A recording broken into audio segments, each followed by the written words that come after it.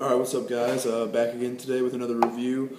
I decided I'm going to do my reviews like face forward, like with the camera on me, simply because before I didn't have, since I was holding the camera with one hand, I didn't have a whole lot of options for handling the whatever I'm reviewing, so I ended up having to use my feet, and that was just weird. So today, going to be reviewing. Let me start off with a bit of a backstory. Mainly, I like to collect fixed-bladed weaponry. Within the next year or so, I'm going to be starting to get into some firearms. I'm studying at school to go into law enforcement, so something that I definitely need to get into. I'm going to take some shooting. I'm going to go through my my local shooting academy at the local shooting range, and hopefully I will save up enough money over this next year to get myself, when I turn 21. In my state, you have to be 18 to own a shotgun or a rifle and 21 to own a handgun. And shotguns and rifles are expensive, so even though I could have one of those, I just never had the money for one. But I'm going to I'll be working over this Christmas, the holiday season, and then over the next summer, so hopefully by then I want to have saved up probably $500 to $700, and I want to go get myself a Glock 22. But anyway, that's beside the point. I like to buy fixed-bladed weaponry.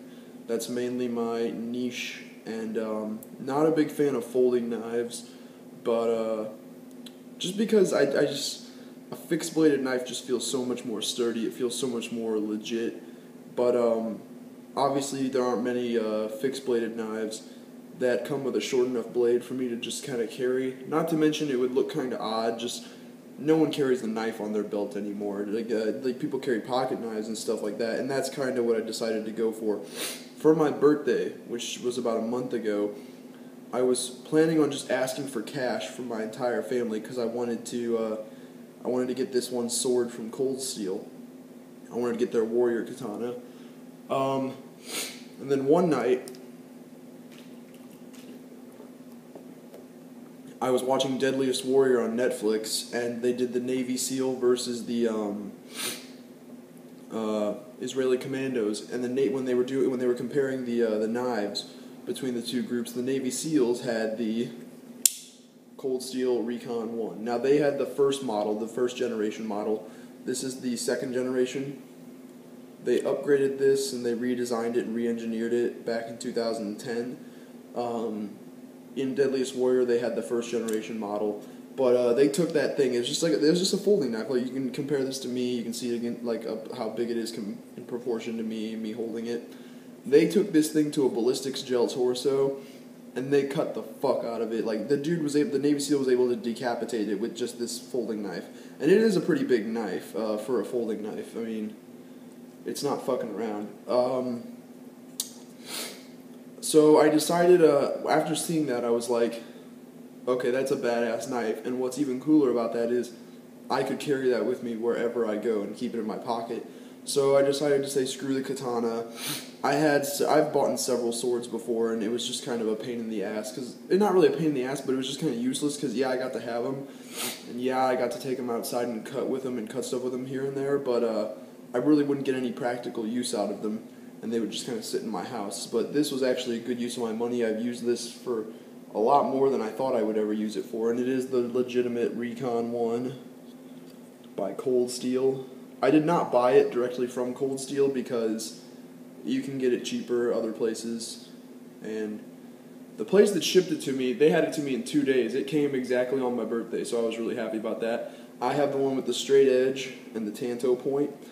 I don't really care for serrated knives. I used to, just because they looked cooler, but as I got older, I found, and I got more into, knife care and what you have to do to maintain bladed weaponry and whatnot, and serrated knives are really hard to sharpen and maintain the serrations on them, so I just prefer straight edge knives. Not to mention, yeah, it's got some teeth on it, but what are you really going to saw with a 4-inch blade?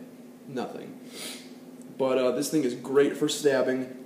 Got that nice tanto point, and what's really cool about this is it has 2 separate points, here and here, and then it also has 2 separate edges. So you drive this in, it's going to, at an angle, first it's going to cut with this edge, and then even deeper, it's going to create a separate, more internal cut with that smaller tanto edge. So that's pretty cool. It's almost like it's going to make two cuts into whatever you're cutting. So that's pretty deadly right there. It's about 9.5 inches overall, 4-inch AUS 8A steel, and I have trouble saying that. That's why I kind of stumbled across it. But yeah, the blade is coated in this like a black Teflon.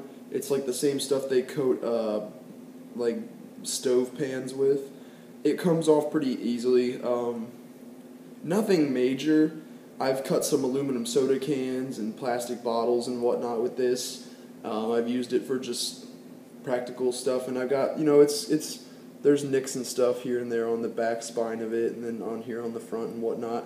But for the most part, it's not that bad, and also the nicks, when it kind of, the Teflon comes off, kind of gives it a bit of a rugged appearance, which is really cool. The ergonomics on this thing are great. It has a great grip. For utility purposes, I would probably use it like this with the thumb on top. If you were really in a tactical situation, I'd probably, I'd still hold it at the same angle. I'd just probably put my thumb in to kind of close that grip, lock that in there, like that, and then I'd probably, do what I gotta do. But you can see how the handle is contoured, your fingers here, and then a nice curve. It does have a belt clip. It's quite small. A lot of people were complaining that they wish the belt clip was a bit longer.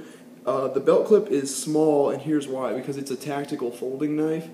You don't want your adversary or anyone out there, just if you have this clipped on the inside of your pocket with the clip hanging out, the small clip makes it seem like it's a smaller knife, but then whoosh, you pull this thing out and it's freaking 4-inch tanto blade, and you're going to fuck somebody up with it. So yeah, overall good use of a birthday gift request, I guess. It has a thumb stud. The older model had a,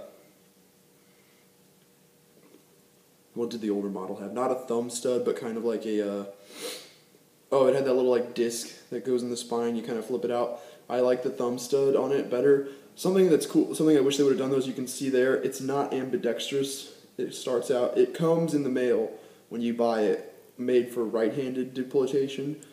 I got it with my right hand. You deploy with my right hand. You can unscrew it though and flip it around. Also, the belt, the clip, the pocket clip, it came with a second pocket clip for the opposite side. You can unscrew it, take this one off, and put one on this side, because since the handle is contoured, it kind of has a curve in it. So does the clip, and this clip would not fit the same way over on this side. It would kind of be out of place. So overall, great folding knife. Best folding knife I've ever owned in my life. I used to be really big on pocket knives and folding knives when I was younger, and it was like all I was allowed to have. But ever since I like got old enough to where I buy swords and like big fixed blade knives and Bowie knives and stuff like that, I kind of just forgot about them. But it just kind of occurred to me that these things I can carry with me wherever I go. And like I said, I'm going into law enforcement, so this is the type of thing that, like, could come in handy in like a law enforcement situation. It really does look like a big knife when you held in your hand right here. And it is a pretty big knife, I suppose, for a folding knife. But yeah, if you're in the market for a good tactical folding knife, this is definitely the one I would recommend. This is the one I carry with me everywhere. I don't carry any other knife. Ever since I got this one, I just carry this in my pocket everywhere I go. Made by Cold Steel. Cold Steel has greatly impressed me with their products lately. I bought a K-bar grass machete not a while ago, and I was really disappointed with it, with its construction, and it came loose really quickly. Something I want to say though real quick, when I got it, I didn't like how loose or how easy it was to deploy, and then how, like, as soon as you push down on the release, the blade would close and fold over. I didn't like that, because should I not be careful, it would open, it would just close and fold over on my finger. I didn't like that, so I took get it out of the toolbox real quick. Come on, stupid ass thing. I took like one of these, I forget the proper name of it, but because that's what you kind of need for these screws. It's not a traditional screw, and I put it in there and I tightened it So now it doesn't have that like springy kind of open flip. I mean, you can still open it no problem with that thumb stud. I can get it out of there real quick. It's just now when I push down on the release, and you can actually like see the lock come up when I push down on it, that blade does not follow my finger, and it never will. It will not close unless I force it closed, which is something that I like. Basically, that means that as soon as that thing's out and you hear that click into place, it becomes a fixed bladed knife, 100%. And it really is. There is no play in the blade at all, trying to wiggle it or move it around. That lock is tight. In their in Cold Steel's demonstration video, they actually put the blade in a vice grip, and they hang 200 pounds of weight from the back end of this, and the locking mechanism doesn't give. It's a sturdy knife. But when I did tighten that up, ever since then, blade closed, nothing. Blade open,